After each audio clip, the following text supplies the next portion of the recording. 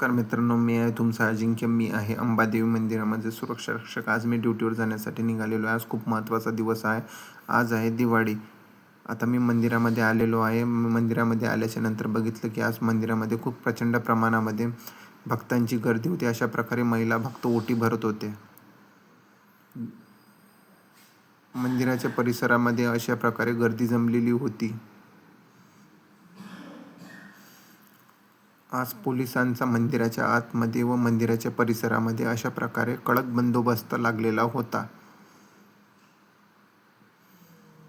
आता मी जेवणासाठी आलेलो आहे. जेवणामध्ये आज हा मेनू होता. तुम्ही हा मेनू बघू शकता. त्यानंतर रात्रीची महाआरतीला अशा प्रकारे सुरुवात झाली.